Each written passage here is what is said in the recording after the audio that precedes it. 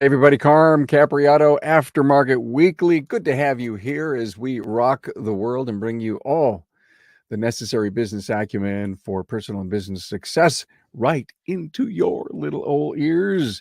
Today, we got a great Aftermarket Weekly episode with Brett Beachler from Beachler's Vehicle Auto Care, Peoria, Illinois. Hello, Brett. Hello, Carm.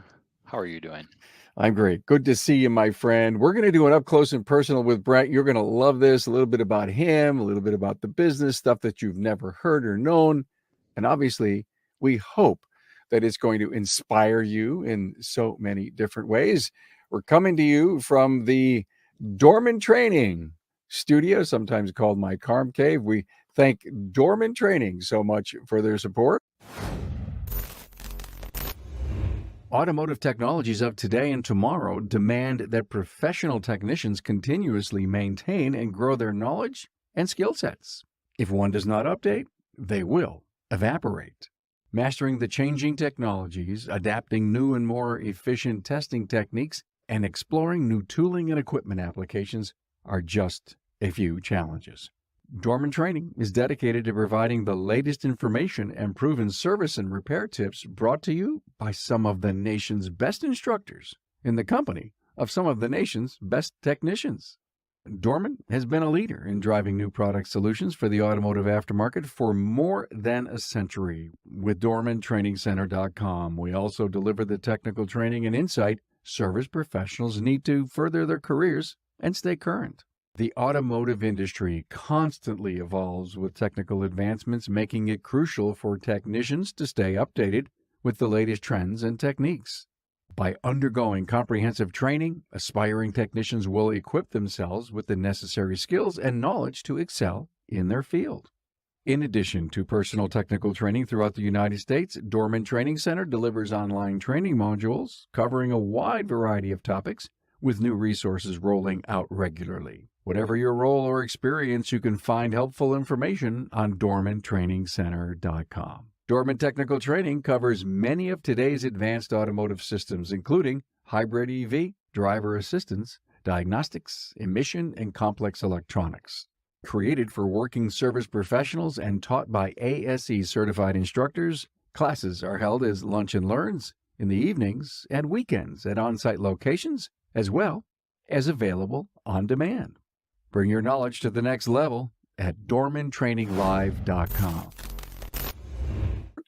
Hey, so thank you, Dorman. We're back here. Brett, business has been there since 51. That's like 72 years. Yes, 73 in February. Did your dad start the business? No, actually, my grandpa did, 1951, on a $25 investment with Standard Oil. Hey, what's going on in the business in the past year that's had a really significant impact? A significant impact. There's a couple things. One of them was my group from Elite encouraged me strongly at a shop visit back in October of 22. You really need to consider closing on Saturdays. And it was very difficult for me because we as humans tend to lean on the quote, well, that's the way we've always done it, end quote. So we had some personnel things that happened to where we actually slimmed down pretty skinny on the front line in terms of advisors. We had a sudden departure of one of my key guys. At that point, I really didn't have a choice because I quite frankly didn't want to work every Saturday. And it's not a selfish thing. I just was at that point in my career where I just didn't want to do it. I looked at my other guys and said, we just can't do this to each other. So within 2 weeks, the announcement came out. It went out to the customer database, resounding encouragement from the database of customers that said, good for you guys for looking out for your employees. I worded it in such a way that we truly were in the end. We're thinking about our employees because whoever worked a Saturday was off during the week. And then we had to backfill as much as we can during the week. And it was just, you didn't realize how much energy you're spending on covering those people that are off during the weekdays versus them being there on a Saturday. And what was interesting is I thought to myself, oh gosh, we have $100,000 of revenue coming in on 51, 52 Saturdays a year. We're going to lose $100,000 in revenue. I just have to accept it. Well, little did I know that we're up 20% over the last year because we end up having all of our horsepower be there on the weekdays and the momentum just flows throughout the week. And we just hammer down and get things completed and accomplished. The team morale is different. You never understood how much people really don't care to work on Saturdays until you're done with it. I just smile now. And one of my guys who retired was with me for, I don't know, 47 years. He and I are still friends. He goes, man, if you would have done that while I was working, I'd still be working. That's a great point. I love your synopsis. Horsepower, momentum, morale. Wow. You got to write a book on that. It was huge. I will say I had 3 or 4 of my close buddies, Brian Weeks, Craig Noel, Gary, were just encouraging me all the way. There were a couple Great other guy, yeah. guys, Nate Bean. They were like, it's going to be okay, Brett. It's going to be okay. I'm like, I don't know. I'm not sure if it's going to be okay. And it was fine. Everything worked out. Great guys. Elite's great group to belong to. Now, okay. So do you recharge on the weekends now that you have guaranteed Saturday and Sunday off? How do you recharge, Brett? So this is what's interesting. Even when I didn't work on Saturdays, my brain was in motion thinking about the business throughout the day on a Saturday. Now I just disconnect. Sometimes I do office work on Saturdays, things like that. Pretty rare. I'm really trying to delineate, build my calendar throughout the week. Gary Pontius super encouraged me to do this. Create your calendar on the Friday before, and nothing for the most part impedes it. And then I can get stuff done during the week. Like I came home yesterday and I got home at 3:30, and Gary's a big exercise guy at lunchtime. I got home at 3:30 and she goes, "What are you doing home?" And I said, "I have a meeting with the advisors at 5 o'clock and I'm going roller skiing right now and I'm going back to work." And she goes, "Oh, that's cool." And I'm like, "That's what I can do now. I don't have to work 7 to 5 every stinking day. Plus I'm on at night. There are times I do work at night and things like that." So that's what guys don't necessarily see when you're not the owner of the business is you're on cue most of the time. You get up in the middle of the night writing down notes of like ideas that just came to your head. I've heard these stories over and over again. And then I start hearing the stories about the 4-day work week. And those are as encouraging as the one that you just told me. Yes. So I guess we would call closing Saturdays a big pivot. But what makes your business different? There's a number of things that make our business different. We often get quote unquote doctor second opinions from other shops who have basically overestimated things. We're known in the community as the guys who are going to give you a straight shot. We're not the cheapest, but in the end, I always coach my guys on cost per mile.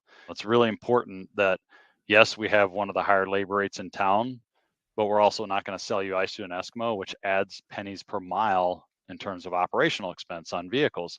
So when you start talking the educational aspect of that type of strategy toward customers, you generally tend to draw a better demographic, a more educated demographic. I don't mean like college. I'm just saying from a EQ standpoint, streetwise standpoint, these guys are really looking out for a standpoint.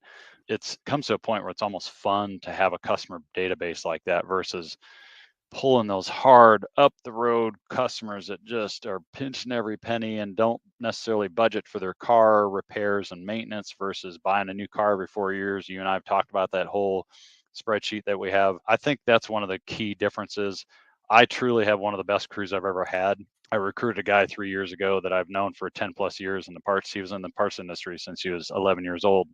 And his ability to light up a room is absolutely incredible. You know, that whole Willie McGee, you've heard that synopsis of the manager of the Cardinals asked Willie McGee, you know, what makes you tick? What's so different about you? And he said, I learned a long time ago, coach, that when there's two types of people, the kind of person that when they walk into a room, they light the room up. And then there's the kind of person that walks out of the room and then it lights up. And he goes, I choose to be the first one. And I have a crew that does that with our customers every day. And it's all about customer experience and lighting the atmosphere up and 20% over last year. And it's like, I never would have thought my buddies Brian and Gary and Craig are all like, did you ever think this was going to happen? Because when this happened last October after our meeting and the guy departed, I had signed him. I moved him back here, said, give me a 3-year commitment.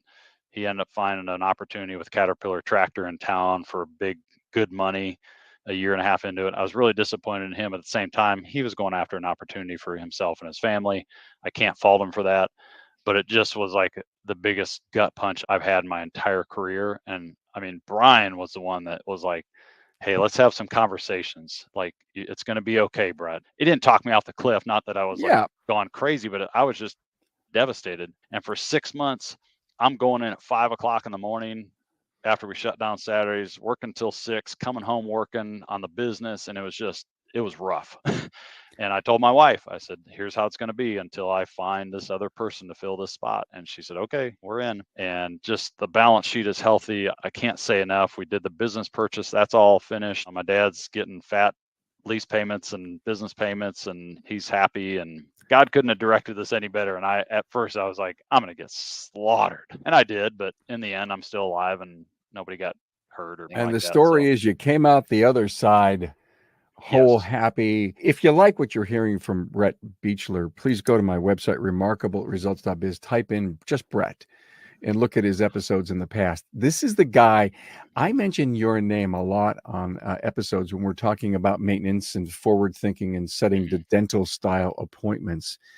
And we just did a really important episode, and we ended up getting deep into the woods on forward leaning, meaning you can't get out of the dental chair unless you get an appointment. Yep. And I know heard that is a high degree of what you guys do continues to work for you. It continues to work. And my guys, and don't get me wrong, they are not perfect. We're not Greg Skolnick yet. But it's a work in progress continually. I basically have told them, given the framework, that this is how it needs to work. And you got to get to like the customer. They got to like you. There's a trust component. There's a, hey, I'm looking out for you. And by the way, do you have plans to keep your car 250, 300,000 miles and abstain from car payments? Yeah, that's a really good idea. There's a formula that goes into it. You can't just walk into them cold and say, hey, you want to schedule this stuff? It's like, no, you got to give them the whys. One of my favorite books, Start with Why by Simon Sinek. Yeah. You got to give them the whys. And it's our code on that is an orange appointment on our calendar. And I said, guys, we need to be seeing 5 oranges a week for every senior ASE tech that's up front. That's the goal, is to schedule 5 of these a day. We have a unique system, and you know that, Carm. We have an oil change operation that our customers are essentially pre-qualified leads. You get a car in at 95,000, at the next interval is 100,000. Here's what it's due for. A lot of our customers have been pre-scheduling. You want to join the club with all the other people that are pre-scheduling? Yeah. You get them in the yes mode, get them to say 2 or 3 yeses. It's all key to getting that customer to say, you know what, that's a really good idea. I think I'll be smart and do something like that. So when are you going to travel the country and teach this? Oh, wait a minute. So this guy may run for political office. Now you'll never have any time. I'll have time. My wife and I are already talking about our dream is to have a cabin. We're going to have a cabin up in Wisconsin someday. We just got to find the right place and right for all the kids and the grandkids. But it's going to happen. My guys are already getting set for Brett's not going to always be here. And I'm like, you're very good. You're very good. Smart man. Just set him right up. So any tips you'd give to any person wanting to get in the business, a technician who says, hey, I can do this, or anyone who says, listen, I've got some money, it's time, I'm going to go into the auto service business? Give me some tips. Be ready to take lumps. Be smart. Standard operating procedures are a must. I'm working on that now. You got to have procedures for almost everything, if not everything, in your business. I'm not saying you script your guys to the T like they're a bunch of robots. I always tell my guys, hey, call an audible. It's okay. They do it in sports all the time. We do it here in our business. Call an audible. You don't have to go by the script all the time. But if you maintain those types of procedures, generally speaking, it's going to execute. You know, I was out in my oil change bay the other day. My manager was under the weather. So I spent some time with the guys and procedures, and it's like the old adage, you and I have talked about this, the part in Days of Thunder, the movie, where you do it 50 laps your way and then do it 50 laps my way and see how the tires look at the end. I use that same analogy when it comes to my guys in the oil change bays. Is we have a procedure. I've got a 20-minute video explaining the procedure to these guys. And if you follow the procedure, these guys get done with oil changes in 13 minutes with 2 guys. And if they don't follow the procedure, they literally bump into each other and they'll take 20 plus minutes. And then your chance of upselling a customer for needs goes down because, hey, you told me your oil changes take 15 minutes. I'm still here at minute 22. And now you're just coming in to talk to me about needs on my car. Sorry, I got to go. I love psychology, and that's how people think, generally speaking. Not everybody, but that's how people mind thought processes go. So you've got to learn to work with people really well. My flesh sometimes just wants to get in the zone and get in the office and work, but I've got to do the old management by walking around. And I'm not a big rah-rah sis boom bah guy. I have to get out of my comfort zone to be that with my crew. When asking about things, I walked up to one of my senior techs yesterday and I looked at him and I could tell something was off. And he just kind of started venting on me. I'm like, I tell you what, we're having an advisor meeting tonight. I'll pay you. I'll give you, buy you dinner, whatever you want. Come and give me your 30 minutes of time with the advisors. And he went home. came and took his own time. He goes, you don't have to pay me. He's one of these guys that just loves and cares for the customers in the end. But he sat there for 30 minutes and said, here's what you guys need to get better at. My guys are great at customer experience, but operations they're still working on a little bit in terms of supporting their other sets of team members over there in the front bays. But you really have to learn to understand different dynamics of personalities of people. And if you think it's all cookie cutter, you got to go back to the drawing board, because it is certainly not cookie cutter. Everybody's got a different personality and needs a different type of delivery when it comes to how you're managing them and how you're coaching them and how you can keep improving their skills and what their life goals are and where they want to be in 5 years. It's people skills are absolutely necessary. You can't be a business owner and go sit in a cave and think you're going to be successful with your crew. So it sounds like you'd recommend a 20 group. Oh, I wouldn't be where I'm at without my guys in elite, and there's not a chance. I mean, we're tracking 3.2 million this year, and there wasn't too long ago we were tapping on 1 million going, man, we're going to get 1 million. And now I'm looking at it going, this is a $4 million shop. All my buddies are multi-shop owners. For years I've sat there and went, oh, I'd really like to have multi-shops. Now I'm just like, I got 10 bays. I got a really decent net out of this. I have a great crew. I'm not sure if I ever want to do that. I'm not one of these guys that lives high on the hog. My wife and I live within our means, but at the same time, we want to have a cabin up north. We want to have a boat for the grandkids to come up, and that takes money. But I also want my guys, more importantly, I want my guys, the best culture, the best environment, and the best compensated guys in the industry when it comes to this area. That's my key. You said boat, not cruiser, not yacht. No, I want a water ski boat. Mastercraft is going to come back into my possession one of these days. Absolutely perfect. The 20 group idea. So I'm in business and I just started. It's been a year. I mean, I'm not ready for something like that. And I believe that would be a mistake to think that. It is a mistake, because I think there are things when you think you can plow through things in life and do it all on your own. I think that's a deception that happens so many times in our industry that it's a man thing. We were talking about in our advisor meeting last night. All of our advisors, I said, hey, we got teammates spread out. Craig's desk gets piled up and your desk is clean. Say, hey, Craig, what can I do to help? Exactly same things I tell my kids when they come home at night. Hey, just walk in the door and ask your mom, what can I do to help? That changes the atmosphere. Instead of plopping on the couch or doing something different, it changes the atmosphere if you walk in and say, hey, what can I do to help? It's like that in any business. What can I do to help? And we men want to fix everything. We want to be the heroes and carry all the load on our shoulders. And we can't. I can't do it. I'm learning to be a better delegator and leaning on people and trusting them for them to get things done, and not just me try to manhandle everything. It's huge. I love learning and growing every day. And if I didn't have my group, I guarantee I'd probably be 5 or 10 years behind. No doubt about it. So what kind of friends do you hang out with? Well, we got a lot of grandkids, so that there's a little bit that goes on there. I got a couple guy friends at church that are just really good pillars that I can lean on. My wife and I are not the kind that like every single week we're going out somewhere and doing stuff. She loves her home and she's pretty content, but we have a small group at church and things like that that we pour into. So that's good. It's healthy. I think it's healthy. Did you ever have long hair? I had a mullet back in high school. No way. Yeah, I threatened my wife once in a while. I'm like, I'm gonna grow my mullet back, and she goes, yeah, right. Like, you're gonna take that short hair and turn it into a mullet. I donned it pretty well. Too bad I don't have a picture of it. Actually, I got my yearbook behind me. I could probably show you a picture. Oh my God. I had the long bush hair that was indicative to the times when I look back and I says, God, that was ugly. But then you looked at everyone else in the pictures. Yeah. We all had that crop. We all had it. Yeah. We all had it. Ann wants me to grow my hair again. And I tried a few years back. It looked terrible. And I think I'm going to have to absolutely positively retire before I wait the 2 years to get it long enough so that I can have a ponytail for her. Right. I don't know. I just don't want to manage long hair. That's my big thing. I see. That's true. I would not even want to think about that. Wow. Yeah. Hey, what was your first full-time paying job? I was a paper boy. Yeah. My dad said when I was about 12, there was a BMX I wanted. And I said, hey, Dad, there's this really nice BMX I want to buy. And he's like, okay. I'm like, well, what can you do for me? And he goes, you got to go out and get a job. I'm not going to pay for a BMX. At the time, you grumbled. You're like, oh, man, come on, Dad. Like, really? But those are the little lessons you really don't, that instills a work ethic in you. You'll never, I've told my dad that. I'm like, you know, that one time you told me just go out and get a job. that work ethic of getting up at 5:30 in the morning and going to deliver papers for an hour, I'm like, that basically helped shape and frame my working zone through my whole life. And then it was even worse in high school because I had morning swim practice. We had to be at 6. So I'd get up at 4:30 in the morning, go run my paper route, and then buzz off to my swim practice and be there at 6 for an hour. And so How many papers? I usually had 40 to 45 delivered. Wow.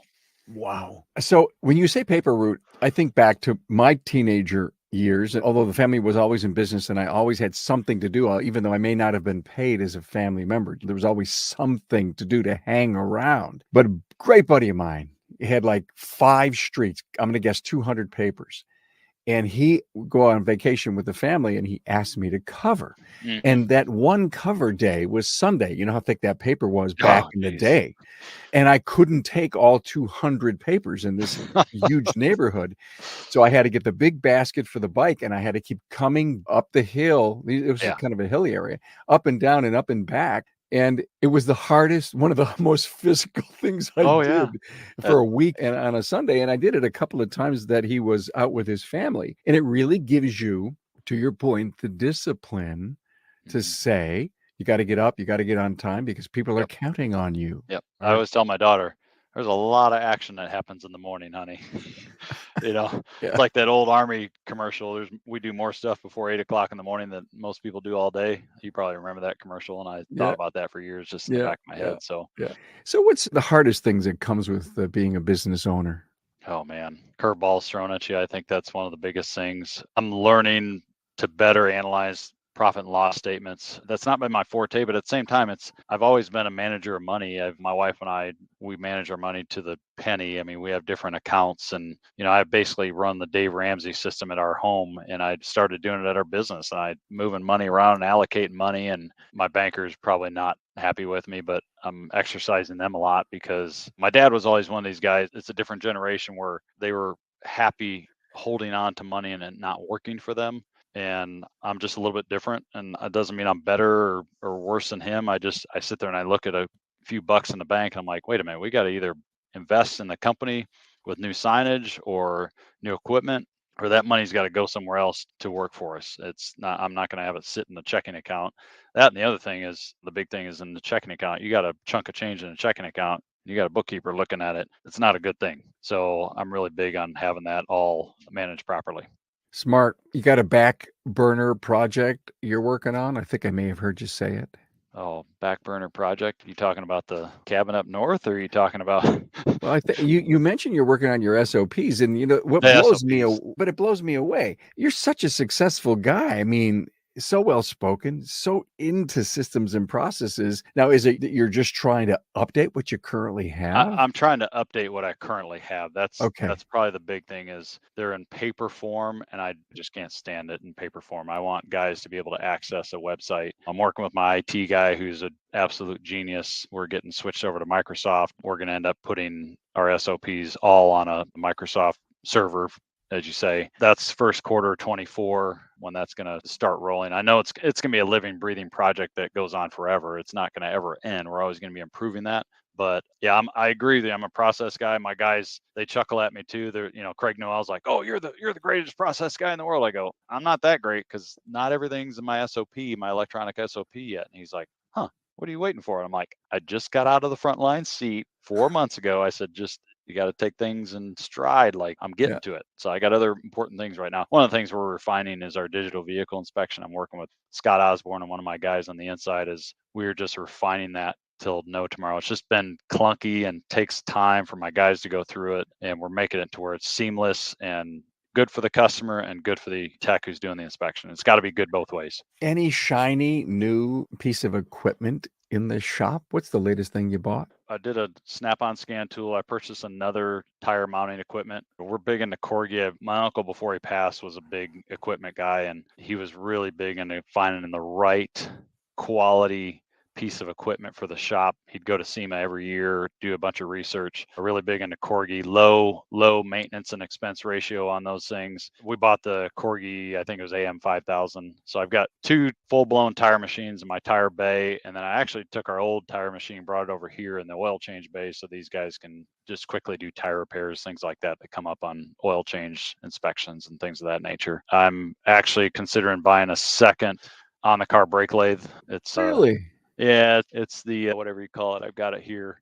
This one right here, Pro Cut. I've got a Pro Cut. It's been a workhorse for us.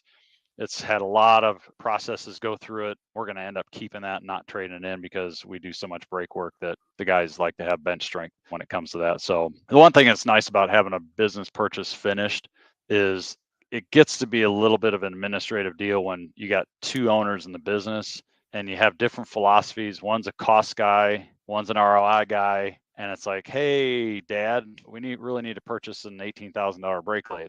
Oh, I don't know. His mind is stuck in the $100,000 a month days, and we're at 300K months. And I'm going, we really need to do this. Like, if you want to take us to the next level, one of my goals in 2024 that I laid out with our team is I want us to grow to 4,000 tires a year. And that will require a doubling of our business to do that. And we're not going to do that having 1 tire machine. It's just not going to happen. We're going to have bench strength, and we're going to have a guy that can run. I think I did the numbers. I don't know how many tires a day, but it's 16 tires a day because we're going to be open 253 days next year. And I got to do all those calculations to be able to figure out, okay, what's it going to take? Our marketing expense, we're probably going to end up changing the name of our company. Right now, it's Beachler's Vehicle Care and Repair to something more prominent, Beachler's Automotive and Tire Center. Yeah, it's going on everywhere. It's going on everywhere. And a lot of corroboration with my buddies saying, hey, what do you think about this name? What do you think about this name? And they're like, nah, this is where I landed was the Beachler's Automotive and Tire Center really speaks volumes in terms of like, we've always done automotive, but you stick tire in there. It's going to help. It's not going to change everything, but it's going to help dynamics. So the whole tire thing is happening. I know so many people that are adding tire to their name. So that's brilliant. One of the things that I continue to hear from you during this entire episode, and I just want to point it out to our listener, Brett continues to talk about friends, calling this person, running ideas by people. You can't sit with a novel idea and to think it's the most brilliant thing in the world. And you can talk yourself in and out of it constantly in your own mind until you speak it. And when you speak it to people, it almost takes on a completely different color and flavor, doesn't it? Here's what's funny about me. I tend to be one of those people that I wait for it to be 100% until I make a move. Yeah. But if I reach out to 2 or 3 significant friends, colleagues in the business and say, hey, what do you think about this? And they give me verbal feedback, my brain processes it much better and says, yeah, I need to do that. Let's go. It's like the Pro Cut brake lathe. I mean, there's a part of me that's a little bit of a cost guy going $18,000, but I'm like, wait a minute. I can have 2 brake jobs going at the same time. Come on, Brett. Like, what are you thinking about? Our balance sheet is still healthy. It's an ROI thing. The other one's been around for 13 years. It's not going to be here forever. You made money on this thing.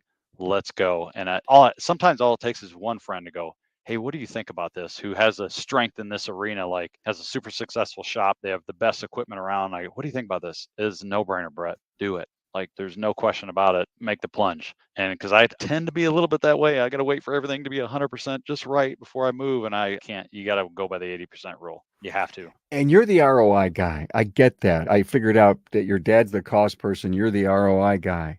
And when you're looking at, I just love it what you said. Listen, we're going to go to 4,000 tires this year. And you divided it up. You got to be either a Excel wizard, a calculator wizard, or a yellow pad wizard. You remind me of me. Every time I wanted to see the net productivity or result of anything, I had to find, even though I'm a numbers person, once I got in my brain that I think we know we can do this, but how do we do it? And once everybody's on board and they realize 16, whatever the number is, that could be the theme. You could have a number 16 up on the ceiling somewhere. So every time they see it, they know exactly what has to happen. Why? Because Brett has this goal, this dream, this need. Well, it's a much more palatable number when you take it down to a daily thing. Yeah. It's like my advisors. I just added sales per day to each advisor, because sometimes when you go, hey, you're doing 90,000 a month. Okay, what does that mean? And then you break it down and you go, hey, we're looking for $4,400 a day. Oh, okay. To me, that's a lot more chewable for a guy. Those guys don't think quarterly like we do, and annually, and that's okay. It doesn't make them bad. We're up above the clouds trying to think ahead a little bit more, and then bring back that intel to them to go, hey, this is what it's going to take, guys. Oh, okay, that's much more accomplishable in terms of 16 tires a day. By the way, it's 15.8 tires a day it's going to take, but I rounded up to 16. That's what I did. So yes, I'm a spreadsheet kind of guy. I love spreadsheets. Round that puppy up. Round it Hey, up. any concerns about the industry? It's a concern, but for me, it's more the technology that's here and keeps coming. I don't think it's a concern. It's something that I have to pivot on, and I'm pivoting on. I'm already investigating 4 or 5 different training arenas for next year. One of them actually is, I think you featured him on your show, today's class. I talked to Ron the other day, and we had an hour conversation, and he's very selective when it comes to that kind of stuff. It's not hands-on, but it's also trickling it out in throughout the day. My guys, and I told them, I said, we are going to fall behind if we don't have 40 hours of training for each of you guys every year. Yeah. You know what I I love think that's about minimum anymore. Yeah, Brett, what I love about them is the kind of data and assessment information and tables, spreadsheets and stuff. I may be saying the wrong word there, because I did have a tour of today's class. I was very impressed from an owner's perspective, what your people are doing, what their needs are, and there's a little bit of team play that you can pull it together with. Yeah. Yeah. There's nothing like hands-on. Don't get me wrong, but you need a combination of that. Yes, that's exactly what I think, is you need a combination, because I sit here and I look at the model of, okay, every 3 months we send somebody off to training, or they go to night training or something like that, and you train for a few hours and then you're done for 3 months. And I'm like, I don't think that's healthy. Yeah. I just don't think it's healthy. I think you need something every day. It's like, we as leaders, we really need to be reading a small amount every day, not just going off on a weekend for 3 days and reading 7 books. I just think it's too hard on our brains. Totally agree. Hey, let's end this show about your grandkids. I mean, I know, golly, 6 grandkids. Trust me, you don't look more than 48 years old. I don't know how the hell this happened, but you are young. I'll be 53 in March on St. Patrick's Day. 53. All right. And so we have 5 kids, but 3 of them have a girl, boy, girl, boy, girl, boy mix. So one lives in Colorado. She and her husband live in Colorado, Silt, Colorado. It's actually real close to Darren Barney's place. Cool. And I almost threatened to visit him, but we just didn't have time the last time I was out there. But I said, next time I promise we'll visit. So that's the 6 and the 1-year-old. We have 4 here in town, about 15 minutes north of here. They'll be, at the end of this month, they'll be 6 and 5. They're absolute dolls. They were born on the same day. So I guess you call those Irish twins. Is that what you call it? Yeah, November 20. Yeah. And then there's 2, girl and a boy, across the river over in a town called Morton.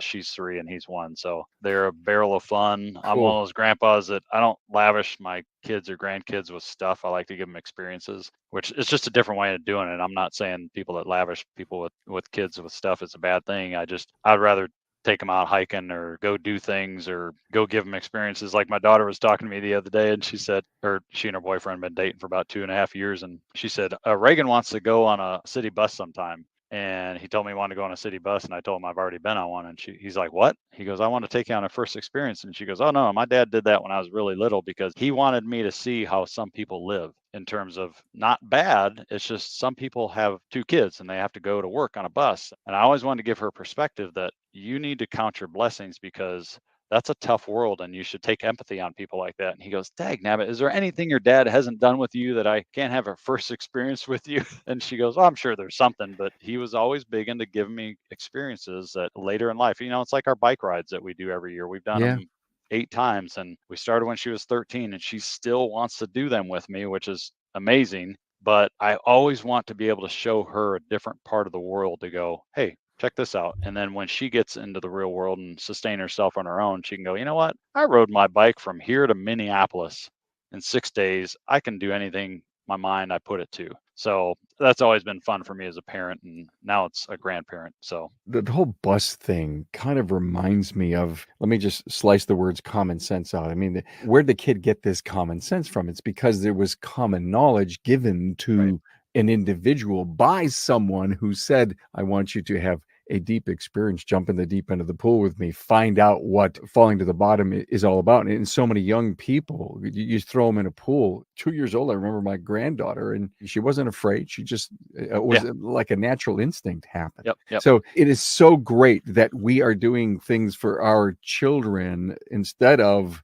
basement video games and smartphones at such young ages. I guess To we me, I grew up. think that makes my blood kind of boil when I think about just what that does to our society. And we're all gifted with 24 hours a day. And what are you going to do at that time is my big question I ask to my daughter all the time, who's still in our home. I'm like, hey, you got the same amount of time in the day that I do. What are you going to do with it? How are you going to turn Exactly. around? That phone is idle time. I think it can be a work of the enemy, in my personal opinion, but I don't know everything. But at the same time, it's okay to be on the phone a little bit, but it encompasses 20% of your day. I think there's a fundamental issue that's going on. You sound a lot like me. Listen to your gut. A lot of times it tells you things. Yeah. Wow, this was great. Thank you for being so transparent, so honest. Learned a whole bunch of really neat things. Brett This is Beachler. always fun, Carm. Brett Beachler, Vehicle Care and Repair, possibly the name change. Oh, by the way, I had this wild story because I know you want to put tire in your name. Are you doing EVs and hybrids too? What's funny is I consider Toyota a leading industry indicator, and I pay pretty close attention to what they go into. I've done a huge amount of reading on electric vehicles. I'm not opposed to them. I read this article the other day that basically said if you pulled out the subsidy on electric vehicles, they would probably not vanish, but they'd be reduced significantly. And Toyota is really big on hybrids, and they're big on developing their solid state battery. Myself, as we develop our training for 2024 and beyond, I would rather put our money into developing for hybrids than I would for developing for electric cars. Sure. They're not mandated around here like they are in other areas. Like we were out in Nate Bean's place a couple months ago. I couldn't believe how many electric cars are out in Washington State. But there's so much subsidy that goes on with those types of vehicles, and I got guys in my elite group that think I'm crazy, and they're like, you got to wrap your head around this is the way everything's going. I'm like, it's not sustainable. I'm sorry.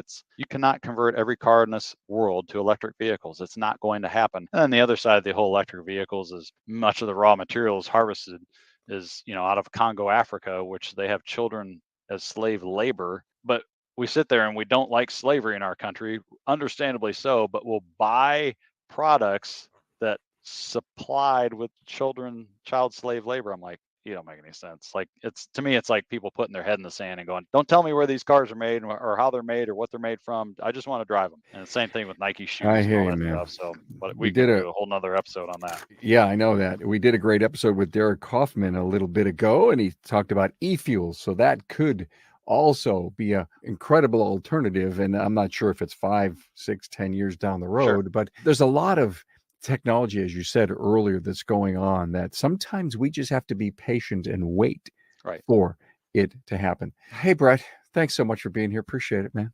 You're welcome. Thank you.